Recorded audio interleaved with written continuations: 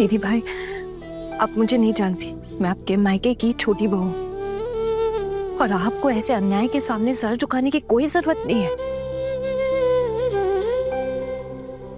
आप चलिए चलिए, समेट लेते हैं आपका सामान, और सब कुछ लेने की जरूरत नहीं है, बाकी का बाद में देख लेंगे।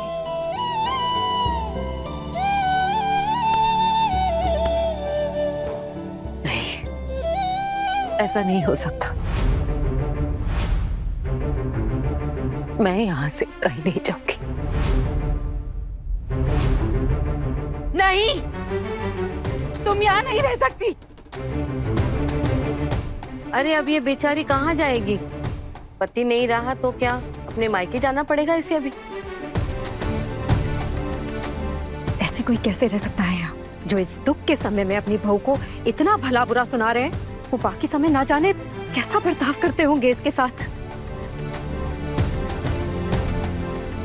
ये तो आप सब समझ ही सकते हैं ना। अगर अपनी बेटी को जिंदा देखना चाहती हो तो ले जाओ इसे अपने घर। ये लोग इसे यहाँ जीने नहीं देंगे। कम जुल्म नहीं ढाए इस बेचारी पर। क्या करेंगे? क्या कर सकते हैं? साथ लेकर जाएंगे। ऐसे तो नहीं छोड़ सकते इसे। सुना नहीं तूने ये पवासन क्या कह रही थी? यहाँ उसकी जान को खतरा है, यहाँ नहीं उसे रहने दे सकता। मिली, तुम कुछ बोलो। क्या तुम यहाँ पे अलग नहीं रह सकती हो क्या? जरूरत है तो अपना चूल्हा चौका अलग कर लो इनसे। हर महीने तुम्हें खर्चे के लिए पैसे भिजवा दूंगा। हम सब मिलके कुछ ना कुछ इंतजाम कर देंगे, लेकिन अभी कैसे? कुछ तो बोलो मिली। करके तो देखे चूल्हा अलग। मैं भी इसके चूल्हे की आग में पानी फेर दूंगी। ये घर है मेरा, कोई होटल नहीं है कि कोई भी आए और चूल्हा अलग कर दे। ये सब यहाँ नहीं चलेगा। हम कोई इसकी जिम्मेदारी नहीं उठाएंगे। लेके जाओ इसे यहाँ पे, यहाँ से छोड़ के नहीं जा सकते। अगर आप लोग इसे नहीं लेकर जाओगे ना तो हम इसे घर से धक्के देकर बाहर निकाल देंगे। पुलिस वगैरह का झमेला हम संभालेंगे, कोई कुछ नहीं बिगाड़ सकता हमारा।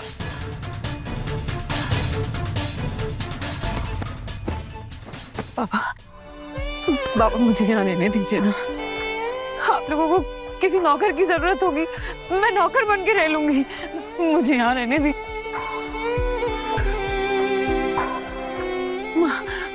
माँ, मुझे यहाँ रहने दीजिए ना। मैं तो आप लोगों का देखभाल इतने अच्छे से करती हूँ, और आपकी भी तो उम्र हो गई है, आप सब खुद नहीं कर पाओगे। रविश की भी शादी नहीं हुई है अभी तक, उसके रिश्ते की बात चल रही है। मैं आप लोगों के साथ रहूंगी तो आपकी मदद ही करूंगी ना। अब जो चला गया उसे तो कोई वापस नहीं ला सकता। कौन करेगा आप लोगों की देखभाल? मैं करूंगी ना। आज तक मैं अपने मायके कभी नहीं गई, तो अब क्यों? मैं भी यही रहना चाहती हूँ, मैं यही रहूंगी। अरे अगर नौकर रखने की जरूरत पड़ेगी ना, पैसे दे के रख लूंगी, लेकिन तुझे इस घर में नहीं रहने दूंगी। तू डायन है, तेरे यहाँ रहने से मेरे परिवार में अकल्याण फैल रहा है। तू यहाँ नहीं रहेगी, तू कुलक्षणी है। चुप हो जा दीदी भाई, आपको अपने आप को इतना छोटा करने की ना कोई जरूरत नहीं है। आप चलिए हमारे साथ, वो आपका भी घर है ना। और अगर माँ राजी नहीं होती है तो क्या हुआ? हम बहुए हैं ना, हम लेके जा रहे हैं आपको अपने साथ। बहुत देखे हैं ऐसे लोग, मुफ्त में नौकर की जरूरत होगी, इसीलिए पूरा झुंड बनाकर आ गए इसके मायके वाले इसे लेने के लिए। चाहे जैसे भी लेके जा रहे हैं, आप लोग तो इन्हें नहीं रख रहे ना, तो फिर ये सारी बातें करने का भी हक नहीं है आप लोगों को। एक और बात बता देती हूँ आप लोगों को कि ये अपना कमरा लॉक करके ही जाएंगी, ये अपना हक नहीं छोड़ेंगी। यहाँ इनको जब जरूरत पड़ेगी, जब इनका दिल करेगा, ये यहाँ आएंगी, और जब चाहेंगी तब ये अपने मायके भी आ सकती है। ये इनके पति का घर है। पर अगर आप लोग इन्हें इनका हक नहीं देते, इनको यहाँ आने नहीं देते ना, तो फिर हम भी कोर्ट का दरवाजा खटखटाएंगे। ओह, कोर्ट की धमकी दे रही है। अरे हम नहीं डरते कोर्ट कचहरी से, हमें क्या समझ के रखा है, डरपोक है क्या हम लोग? देखिए, इतना बड़ा झमेला खड़ा करने की कोई बात नहीं है। और मैंने आपको कहा ना, आपका बेटा अब नहीं रहा इस दुनिया में। आपकी देखभाल कौन करेगा? आप सोच के देखिए, आपका खर्चा कौन उठाएगा? अगर आप मेरी बहन को इस घर में रख लेते हैं तो जो खर्चा मैं उसे भेजूंगा उसमें से आप भी। नहीं नहीं टुकुन दादा, आप प्लीज मुझे माफ कीजिए, लेकिन हम इनको यहाँ ऐसा अकेले नहीं छोड़ सकते।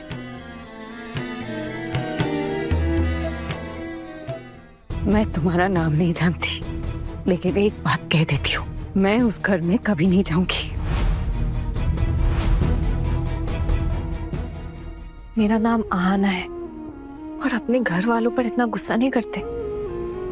देखिए, हम सब आपको लेने आए हैं, तो अब क्यों नहीं चलेंगी? पराये लोगों पर कैसा गुस्सा भला? अभिमान तो अपनों के लिए होता है ना। अगर आपकी माँ सालों तक आपकी कोई खबर ना ले, तो आप भी अपनी माँ के पास वापस नहीं जा सकती। कोई अधिकार नहीं रहता। आज मेरी इस हालत में भी मेरी माँ मुझसे खुद मिलने नहीं आई।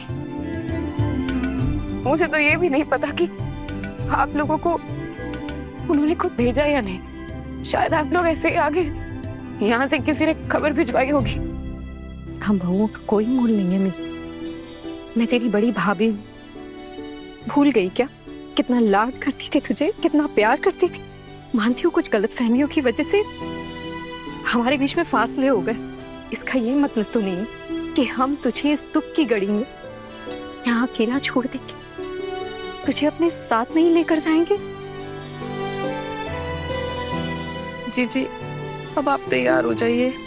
तो आप समझ ही गई होंगी ना कि यहाँ पे आपको कोई समझने वाला नहीं है। यहाँ पर आप नहीं रह पाएंगी। हाँ, आपके लिए महफूज जगह नहीं है। आप चलिए यहाँ से। मेरे लिए आप लोगों को इतनी परेशानी उठाने की कोई जरूरत नहीं है। मैं अपनी माँ को अच्छे से पहचानती हूँ और अपनी बाकी के परिवार वालों को भी।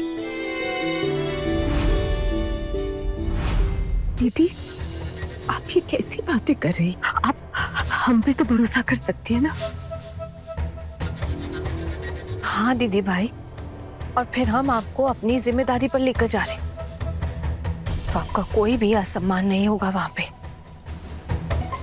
फिर हम आपको यहाँ पे भी अकेला छोड़कर नहीं जा सकते हैं ना। ये लोग आपको भूखा मार देंगे। अगर इतनी ही दया आ रही है तो ले जाओ ना अपने साथ। निकलो हमारे घर से, निकलो। सुनिए, राकेश को गुजरे हुए 1 दिन हुआ है।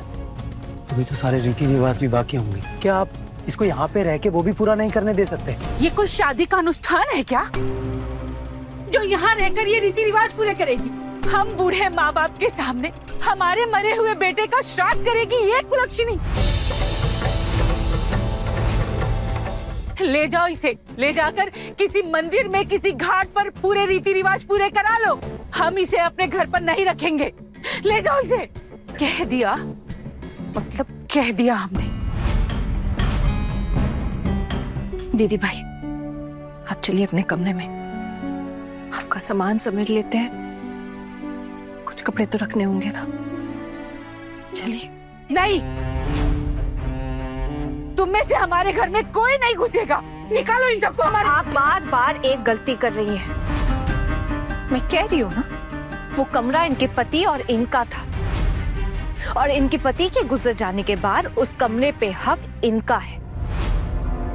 और इनके मायके वालों की हैसियत के हिसाब से मैं भी उस कमरे में जा सकती हूँ, और आप लोग मुझे जाने से रोक नहीं सकते।